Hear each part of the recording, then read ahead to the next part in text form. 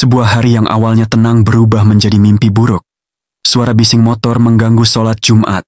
Emosi warga tersulut, hingga kerusuhan besar yang meluluh lantakan kota Banjarmasin. Apa yang sebenarnya terjadi di balik tragedi kelam ini? Siapa yang bertanggung jawab? Temukan kisah lengkapnya dalam video ini.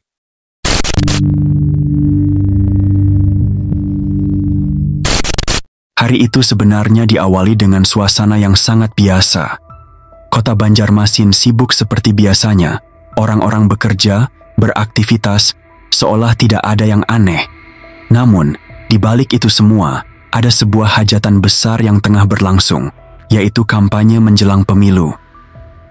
Hari itu, Partai Golkar mendapat giliran berkampanye. Mereka memilih lapangan Kamboja sebagai pusat acara, lengkap dengan panggung hiburan dan kehadiran artis ibu kota.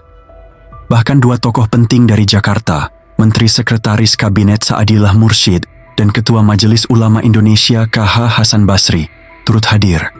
Sejak pagi, suasana di sekitar lapangan sudah ramai. Warna kuning khas Golkar terlihat di mana-mana.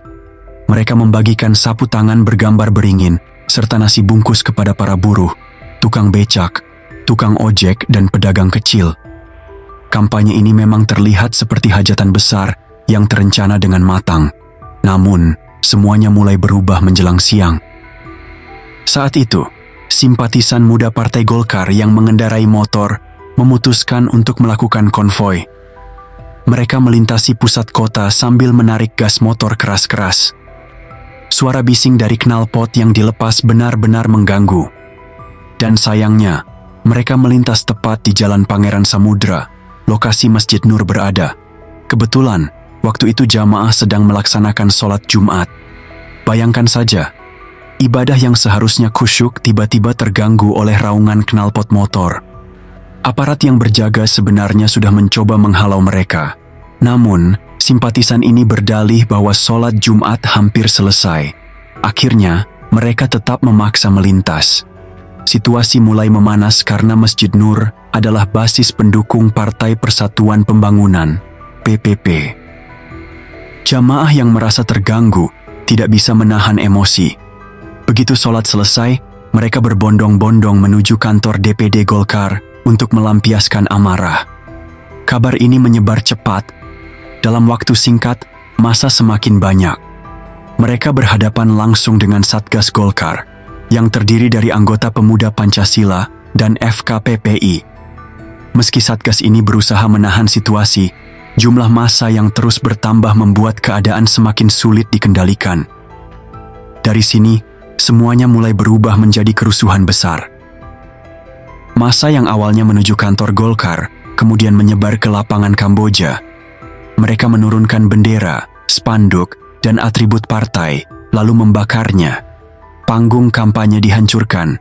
Pertarungan pun terjadi antara massa dan ribuan simpatisan Golkar yang berada di sana. Namun, aparat keamanan yang ada saat itu tidak mampu mengendalikan situasi.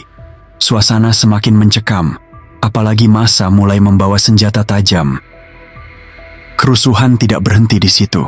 Dalam perjalanan, massa menghancurkan toko-toko, kantor pemerintahan, hingga rumah-rumah warga. Kendaraan dibakar, dan banyak gedung yang luluh lantak, termasuk Mitra Plaza, salah satu pusat perbelanjaan terkenal saat itu. Bahkan, hotel-hotel dan tempat ibadah seperti gereja dan kelenteng juga menjadi sasaran. Keadaan benar-benar kacau balau. Malam harinya, listrik padam di hampir seluruh kota.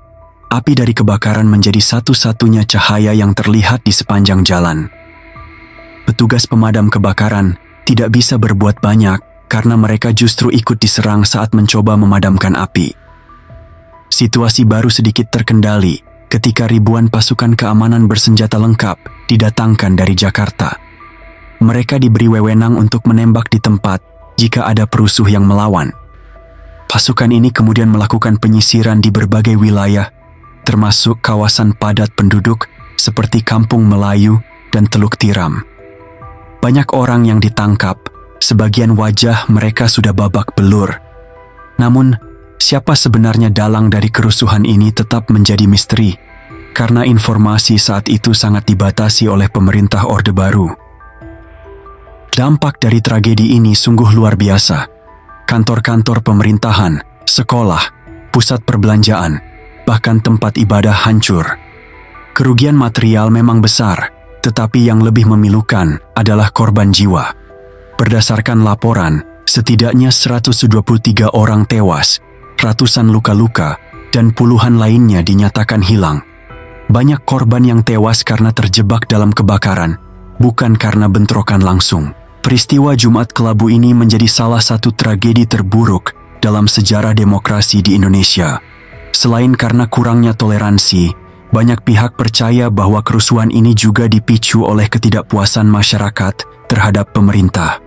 Sebuah pelajaran pahit yang seharusnya terus diingat agar tidak terulang kembali. Jika ada kesalahan dalam video, informasi, atau berbeda pendapat, silahkan berkomentar. Sampai jumpa kembali di video selanjutnya. Wassalamualaikum warahmatullahi wabarakatuh.